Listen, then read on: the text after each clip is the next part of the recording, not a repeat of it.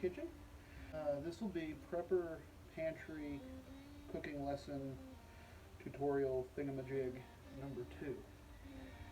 Today we're going to make SOS. In the pan here I've got about 3 tablespoons of olive oil. You can use any oil, but olive oil is what I like to use. Once it starts smoking like this, it's ready to go. Now if you're a prepper, eventually you're going to get along to the point where you've got more self-sustainability going on than just, your 1 year supply of food.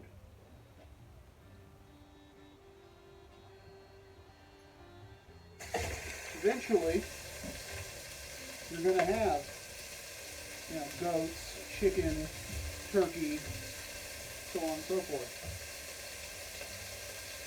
So SOS, what it is a meat gravy, very heavy on the meat.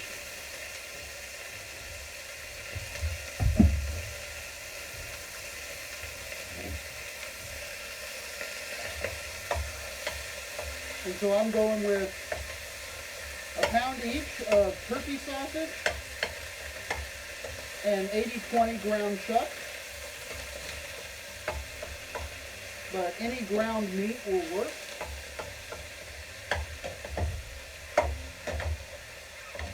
You'll get different flavors, but that ain't a bad thing.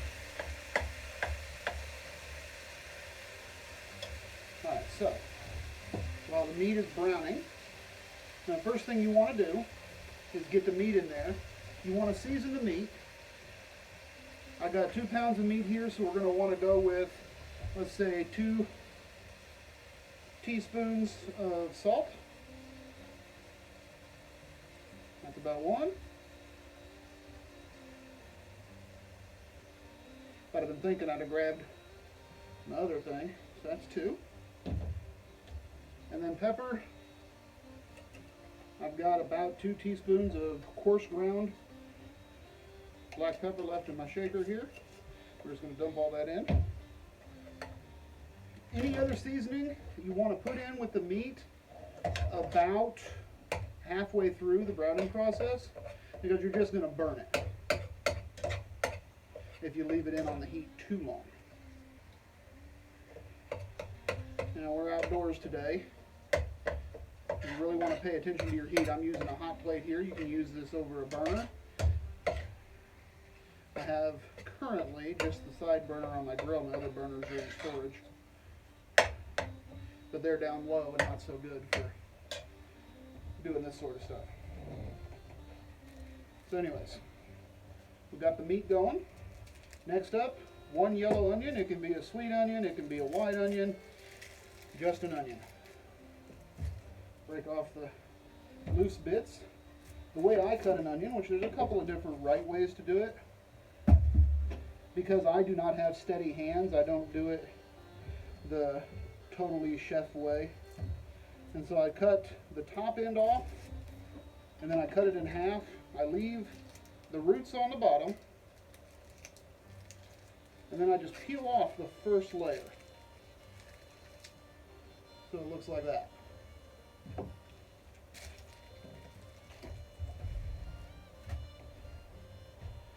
And I've got a couple of dogs running around out here. You always want to make sure dogs don't get a hold of raw onion. Cooked onion's even not good for them. If I remember right, it's a neurotoxin for dogs.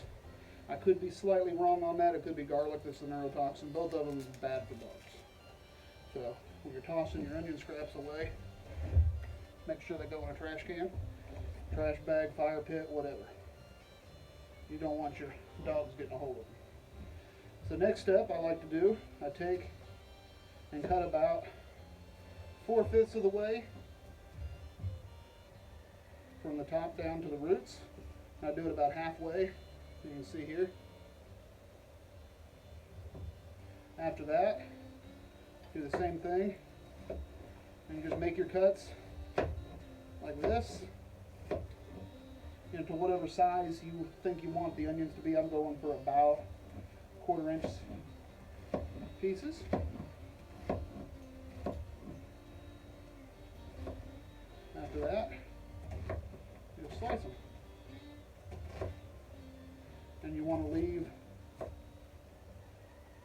this much off. Now,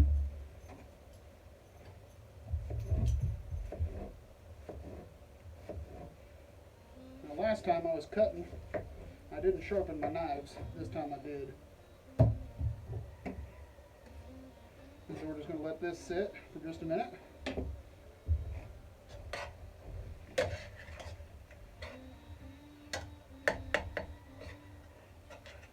Stir our meat together here.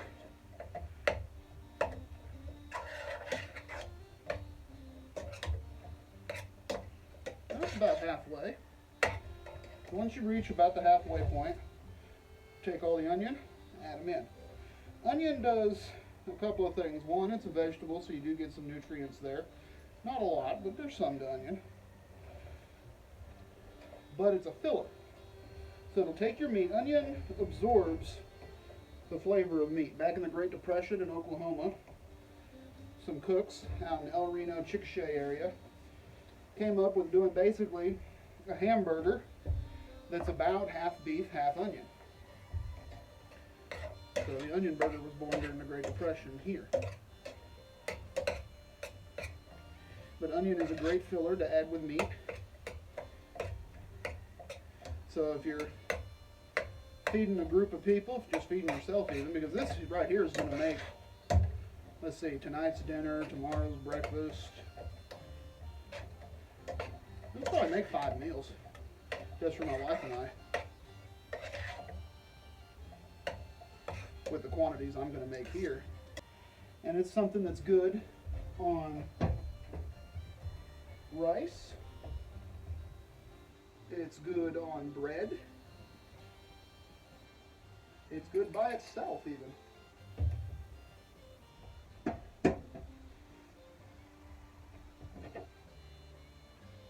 put this back on offhand here.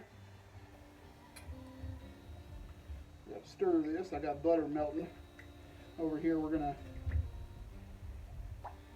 do the SOS on toast. And so I've got a stick of butter melting in the top of the grill where it's not too hot. I just got one burner on low. And we're going to make our toast on the grill. Just something about making toast over fire, even if it's a propane fire. You just get a totally different flavor than if you do it on a cast iron skillet. Cast iron skillet's really good, don't get me wrong. Or just doing it in a toaster.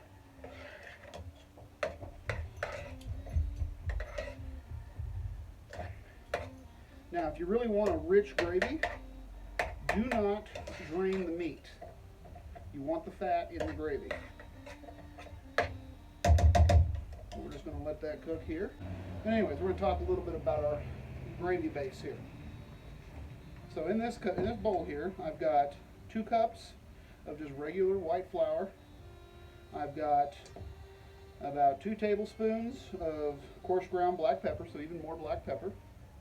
I've got 2 teaspoons of salt. I've got about 2 tablespoons of 6 pepper blend. I think it's McCormick that makes it, but don't hold me to that. I picked it up at Sam's. A little bit of chili powder. I went for about half a teaspoon on that. A tablespoon of garlic and a tablespoon of onion powder. All blended into the flour. Because even though we're putting the onions in with the meat, that's more for a filler to make the meat go even further.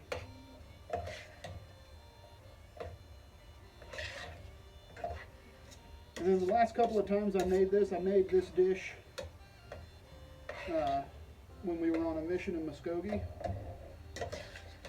for bear, and then during Sukkot I made this one morning as well.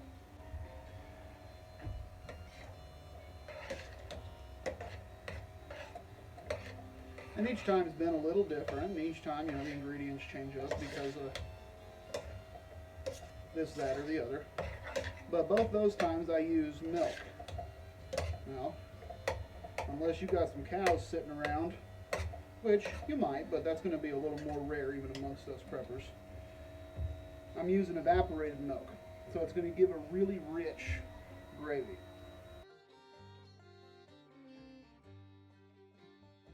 flour should be a component of your staple preps. It's not something that's going to last, 20 plus years, like certain grains of rice or beans, etc. But it'll last, 4 or 5 years, maybe longer. I'm not sure exactly what the numbers are on that, but I know it's a decent amount of time. I keep a rotating stock of about a year's supply of flour. And the same thing for a lot of my spices. Some spices I've got more of than others. But one of the key things for adding variety into your food is the supplemental things, like the spices, or like hatch chilies, canned jalapenos, tomatoes even. You can go a lot further if you get into the concept of, a year's supply, 24 buckets of rice, beans, wheat, etc. You got to have a lot of salt. When I'm cooking full time, I easily go through, when I did the Muskogee mission, we went through about 2 pounds of salt over the course of 3 days, and that was 5 meals. We went through 2 pounds of salt. A couple of those meals we fed about 40 people. The other 2 was, 15, 20 people. Or, the rest of them were. And then different spices will go at different rates. Garlic goes really quick, as does the different peppers that I use in spicing. Turmeric, if you're doing a lot of curry, or pretty much, I add turmeric to just about everything. I'm not adding it to this, but I add turmeric to a lot of things. One of the benefits of turmeric is it's anti-inflammatory.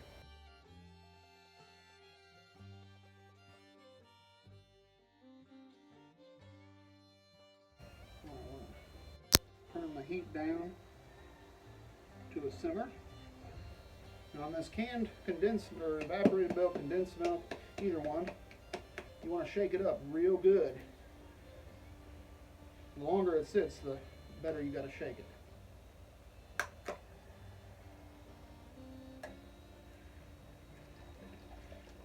But it's getting to be pretty chilly out here, and so I'm going to leave the burner on. Normally I would turn it off and take this off the heat, but with it being as cool as it is.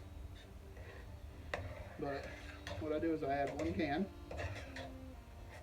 kind of mix it in a little bit, and we're going to start adding in the flour.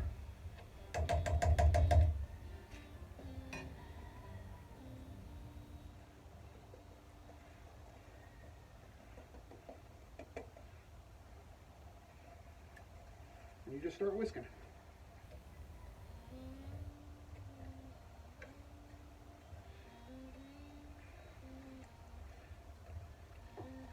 And so far I've added about half the flour.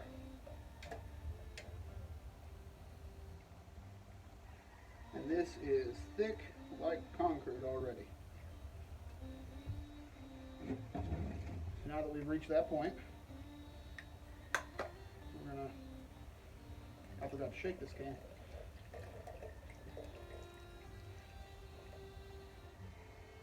But we are in luck and I got all of it out. So after you add the second can, stir again.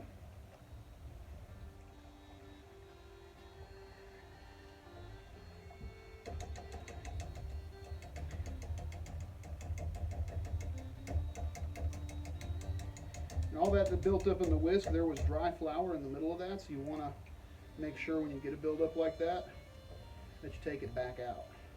Knock it out like I just did.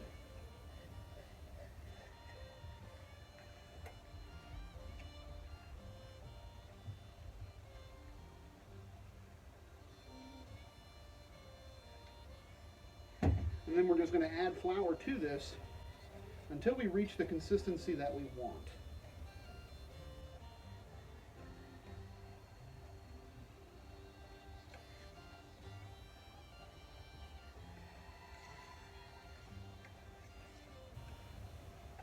Want to make that.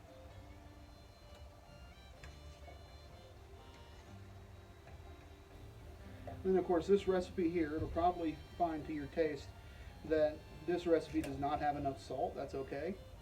When it comes to ingredients, you can always add more, but you can't add less.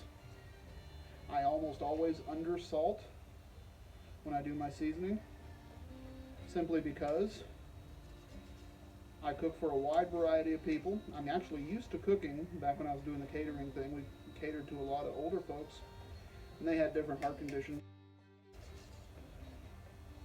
and they couldn't have a lot of sodium in their diets. Just a little bit thicker. And then any flour that you have left over, store it away. Because you can use it to make a gravy. You can use it to make a roux for a sauce base.